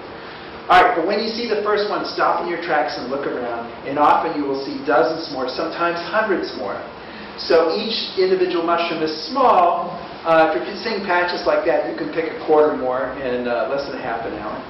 And these mushrooms dry very well. So if you're fortunate you find a lot of them and you can't use them right away, you can dry them and it just concentrates the flavor and store them in a glass jar in your pantry and they'll keep for years until you use them. Okay, here is a mushroom called the hedgehog or the sweet-tooth mushroom. And I apologize to those of you in the back if you can't see it. When I flip this mushroom upside down, you see a bunch of teeth hanging down like the roof of a cave. So there are no poisonous tooth mushrooms. There are some that are bitter, but there aren't any that would make you sick. And I see these frequently under hemlocks. And they can be quite yummy. Okay, so the only lookalike to the mushroom in that photo is a volleyball. That is a giant puffball mushroom. And that's not even a particularly large one. They can get more than twice that big. And these are edible as long as they're nice and firm, and when you cut into it, it's white. It can't be yellow or green or any other color. It needs to be firm and white. And then the standard way to prepare a mushroom like that is to slice it into half-inch thick steaks, roll it into a beaten egg, and then into some seasoned breadcrumbs or cracker crumbs, and then fry it in a skillet with a little butter and make country fried puffball steaks. And that one mushroom can easily feed everybody in that photo. Okay, so this is in the bolete grouping of mushrooms. So this is at the safer end of the line. And you'll notice, once again, no gills on the underside of the cap, just a spongy layer there. And this particular species is called the Boletus edulis. So this is the Septis Steinpilz porcini, very exceedingly popular mushroom in Europe. In Italy, they die looking for this mushroom. Not eating the mushroom, looking for it. Like going out on the edge of a cliff and falling off the cliff in the pursuit of this mushroom. It's totally safe, edible mushroom. I don't know anybody that's ever had any allergies or anything. This might be a good time to mention, if I forgot to earlier in the show, it is possible that you could be allergic to an edible wild plant or a mushroom and not know it simply because you've never been exposed to that particular species before. So the standard advice is to not eat a huge amount of some new food you're trying for the first time, just to make sure you don't break out all in hives or whatever. But in general, if you're not allergic to conventional fruits, vegetables, mushrooms, it's unlikely you're going to be allergic to their wild counterparts because chemically they're really similar. All right, so how do you recognize the Boletus edulis? Well, what you want to look for first is the color of the cap. The top of the cap is the same color as a loaf of baked bread. And then the spongy layer underneath the cap, on the young specimens, I'll just show you in a second, this color is white. In the older specimens, it's this olive yellow color. So let me go back. All right, so you see how it's white in the younger specimens. But the key distinguishing feature to look for is this pattern right here. This is called a reticulation. It's like somebody took very fine mesh or gauze and wrapped the top of the stalk. So it's that pattern, and it's white. That's the important thing to look for. So the combination of that, that's the Boletus edulis, and this is another species that dries really well. So if you luck out and you find a whole bunch like I did in this photo, you can dry them, and it concentrates the flavor. All right, I have found this mushroom near where we are right now. So this is called a beefsteak mushroom, and this grows usually on red or black oak trees, and it looks like a piece of meat hanging on a tree. And as you see, when you cut into it, it's got marbling just like a piece of meat. When you squeeze it, red juice comes out like a piece of meat. So the only lookalike to this mushroom is a piece of meat. And so it's a fun one to eat. And what I will do is just brush it with a little teriyaki sauce and grill it on hibachi like a piece of meat. Do it taste like meat? Yeah, the texture is very similar to meat. It's kind of tart. So It's more tart than meat usually is, but it certainly, reminds you of meat to eat it. I Okay. found one of those September 25th, 6 years ago. Oh, wonderful. Yeah. It was the most delicious mushroom I've ever eaten in my life. Yeah, well, that's great. It's Have a you northern, been- isn't it an eastern rooted cauliflower? Oh, this one? Yeah. Okay. You don't mean this one. You mean the No, one no. that just came up. The cauliflower, Right. yeah. Yes. So, there are a couple varieties of cauliflower mushrooms, and what it looks like is a big, massive, yellowy egg noodles at the base of a pine tree, usually around Labor Day weekend. So here's another view of what it looks like. And so around Labor Day weekend, I'm checking the base of pine trees and looking for this. And yes, these are really yummy mushrooms, and there's nothing like that looks like that other than that. All right, so that's a good one. Okay, so here's a bear's head too. So this photo I took not far from here. So these mushrooms look like a little frozen waterfall on beech trees, often at eye level, like this one was. And the texture of these is very similar to crab meat. So it's a fun mushroom to cook up. And this is another tooth fungus, so there are no poisonous ones of these. Okay, this is the most bizarre organism in the show. This is a fungus called corn smut. That gets into the developing ears of corn, it swells up the little kernels, and it does that to them. So I will admit this is not the most appetizing thing I ever thought of putting into my mouth. But you see, I'm very excited here because I've heard that this is a delicacy in Mexico. In fact, I heard that during the days of the Aztecs, that if you were a peasant and you found this growing on your corn, you weren't even allowed to touch it. You'd have to send for an emissary to the emperor, and they would collect it and take it off to the royal courts, and only the royalty could eat it. And I thought, all right, it must be good. So I brought it home, and I cooked it up like you cook a mushroom, little butter, little onion. And I took one bite, and it tasted like mud.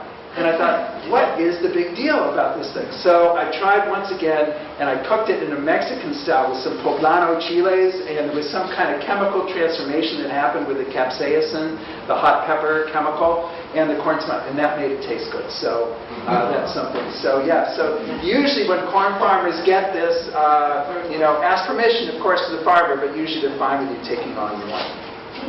Okay. All right, so here's hen of the woods mushrooms, and these were very plentiful last season.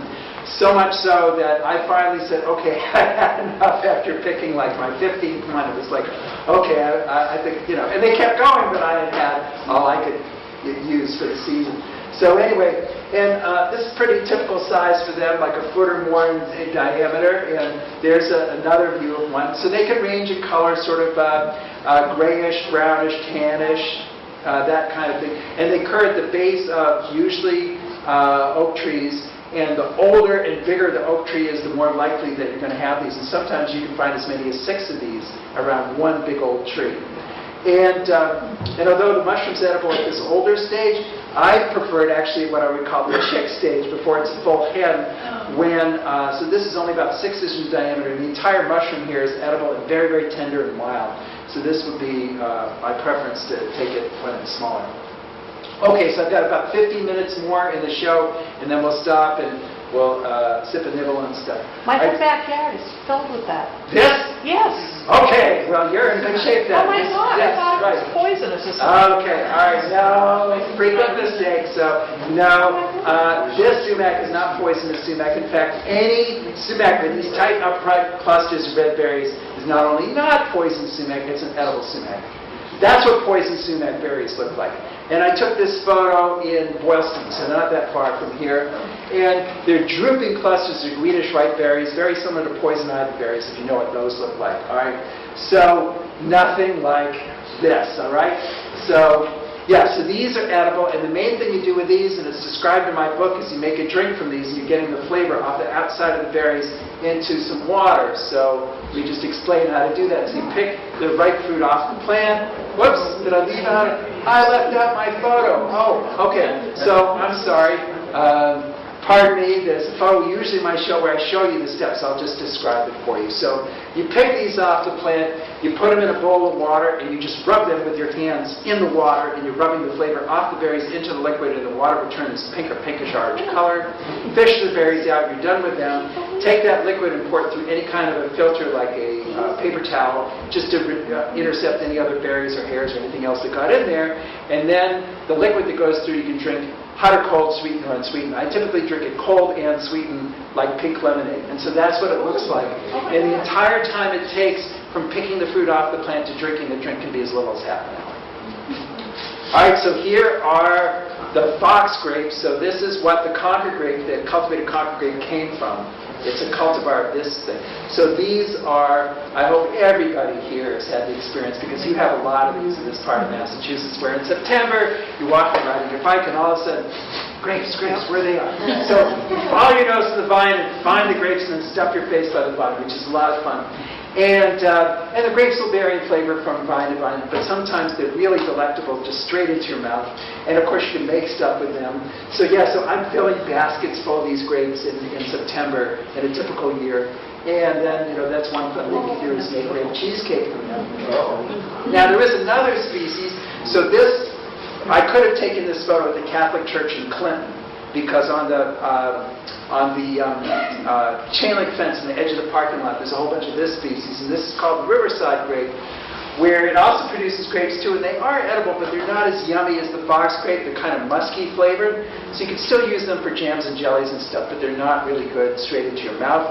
But these leaves are smooth and green on the underside, as you can see here, and so for people that make the stuffed grape leaf recipes, some of them prefer to use the Riverside grape leaves because they're more tender than the fox grape leaves. You could use any grape leaf for stuffing, but this is one that some people prefer, and there we go right there.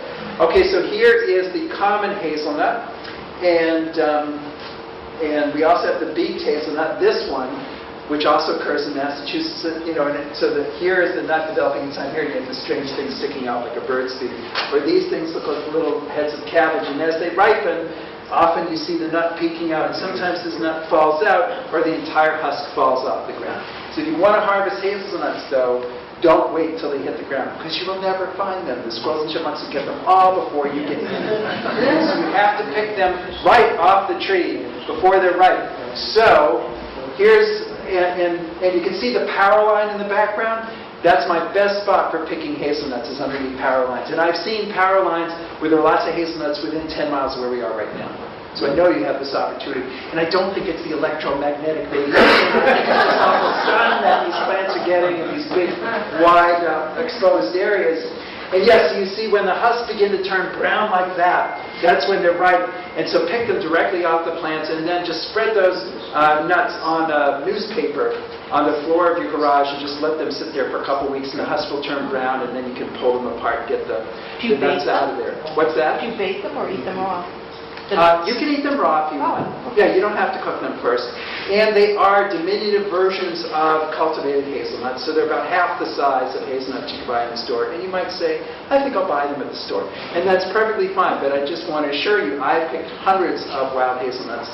And what I do these days, though, is I save all the hazelnuts that I gather for propagating into new hazelnut trees, so I can get even more hazelnuts out of the landscape.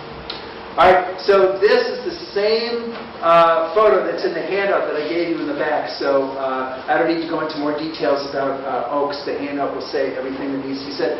Okay, so here's the shagbark hickory. I hope this is something you all know, because you're relatively well endowed with these trees in this region of Massachusetts.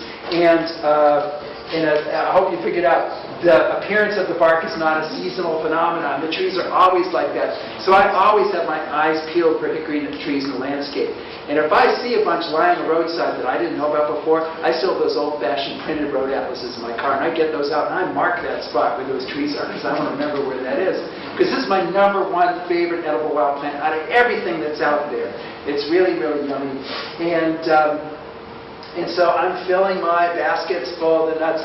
And so they have these 4-parted green husk that's on the nut as it's on the tree, but often the impact of that husk hitting the ground bursts that outer part right off, and then you just have the shells like that which you crack open to get the nut meat. And I'm sorry, but I have a teeny little jar in the back of shagbark hickory nuts. So do what you can to equitably figure out who gets some.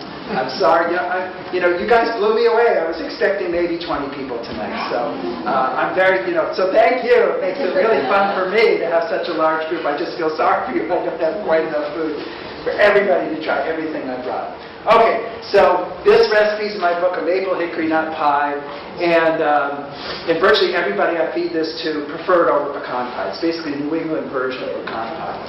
And then here's 3 versions of cookies I make from hickory, and I brought a few of these. So once again, you're going to have to fight over them, but this is the triple maple hickory nut sandwich cookie that, I thought I should have some here tonight because you're in maple country here. You've got these wonderful maple sugar houses nearby that you can visit and get your maple syrup and maple sugar, because this is called triple maple cookie because it's got maple sugar and maple syrup in the cookie part, and the middle part, the filling, the Oreo-type filling, is maple cream with the shagbark hickory nuts in there. So wow, they're really good. All right, so over here, though, you see the thumbprint cookies with the jelly in the center, and that jelly is made from a plant called the barberry. So this is not the Japanese barberry, which you see as a hedge in front of some people's houses, where you see the berries borne more or less singly or in pairs on the underside of the stalks. So in this case, this European barberry, they're clusters of flowers that hang down, at least a dozen flowers per cluster. And I see a lot of these in this area of Massachusetts. So you should be able to see this soon. It's going to bloom like this soon. And then in the fall, the berries look like this.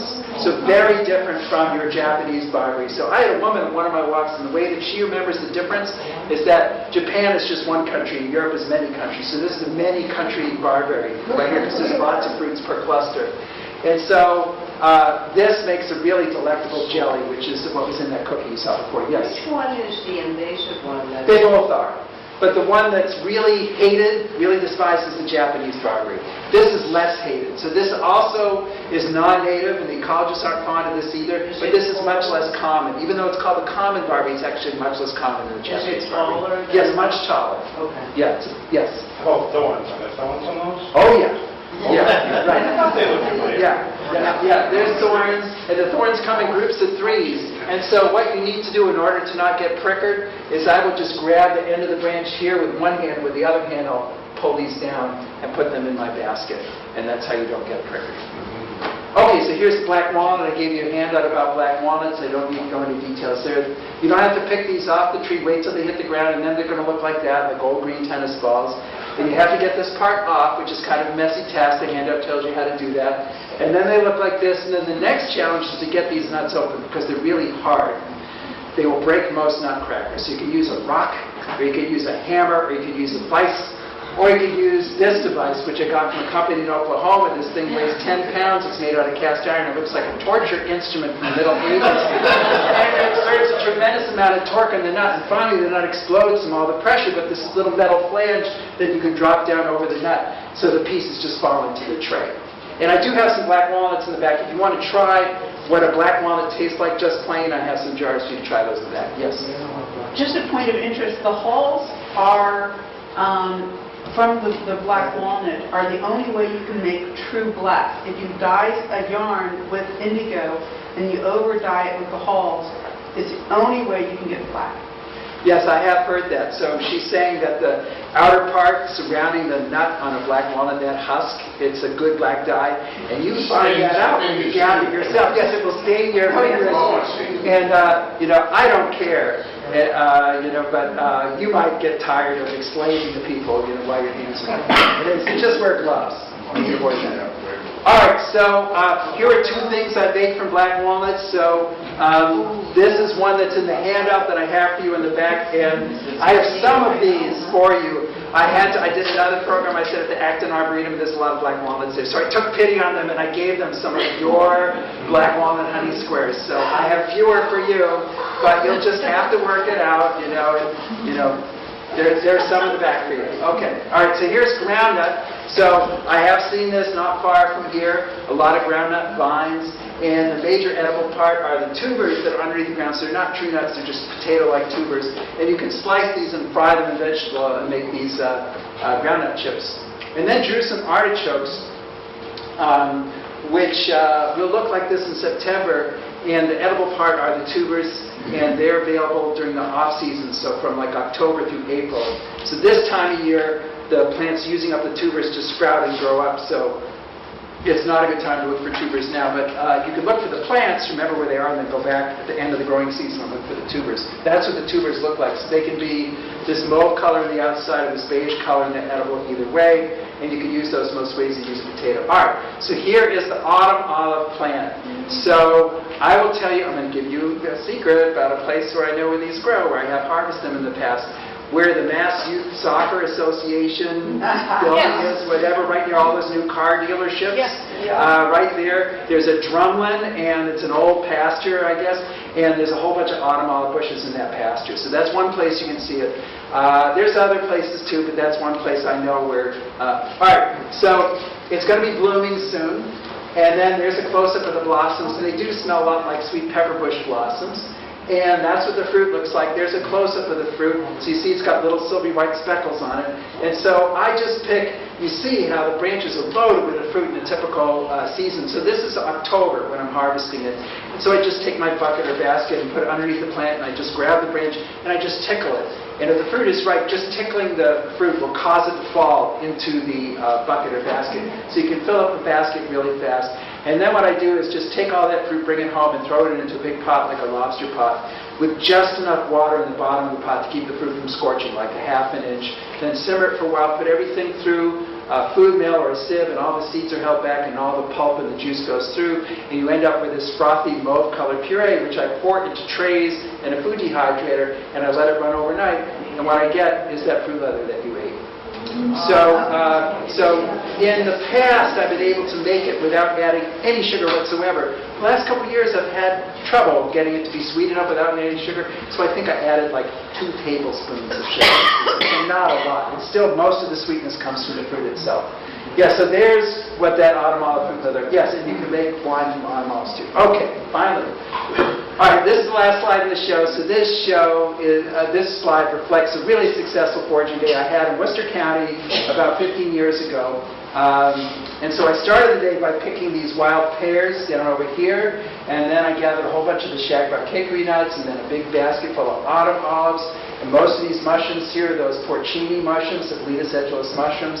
And then this mushroom right here, I didn't talk about in the show, but this is an Agaricus arvensis, or a horse mushroom, which is a wild cousin of the standard store-bought mushroom. And those are very good. You might be wondering what the barbecue grill is doing in the photo. Well, somebody put one of those out with their trash, and I needed one of those too, so I just foraged for that.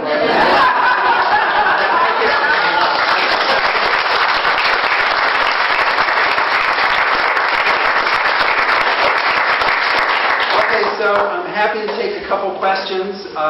And then, as I mentioned, I keep mentioning this book. I do have a box of them up here. And if you want to get one, they cost $15, but I want to tell you that I don't keep any of the money. It all goes to the Land Trust that published the book. And the Land Trust, you see down at the bottom here, is the Essex County Greenbelt Association. So Essex County is for Northeast Massachusetts. And this Land Trust allows foraging as a permitted activity on all their properties that are open to the public, which is dozens of properties covering many hundreds of acres. And I'm so grateful for that. I said, just keep all the money the book makes and just buy more land with it. So anyways, I have some of those, and a lot of what I talked about tonight is in the book. So are there any questions? Yes? Are the leaves on the Japanese knotweed edible at any point? They are edible, but they're not the tastiest part of the plant. I think the shoot is the tastiest part before the leaves really unroll and stuff. Yes? That cherry that you showed, it was Yes. black cherry, was it? Yes. Is that the same as a choke cherry? No. But don't worry, Okay. they're both edible and they're closely related and they look very similar. A choke cherry is usually a shrubbier tree, and the fruit is maroon when it's ripe, and it's ripe usually 2 weeks before the black cherry is ripe. And it blooms 2 weeks before the black cherries do. And it's called a choke cherry just because it's puckery. It makes an excellent jelly. Right. Yes. Because I've eaten it when I was a kid. And Yeah. people said, oh, you're not supposed to eat that. No. I'll never heard me. No, yeah, good for you. Yes, sir. I had a comment on the dandelions. The dandelion flower, again, it's found in the recipe, goes way back, and they use the flower for wine. Yes. Yes. So I got the same question this afternoon in my program at the Arboretum about what about dandelion wine? And I said, I've had dandelion wine, I've had several versions of it, and sometimes it's very good and sometimes it's not so good. But when you ask for the recipe also has a lot of other ingredients in it, like oranges and stuff like that. And it got me to wonder, like, how much of this flavor is really attributable to the dandelions and how much is all the other things you're putting into it.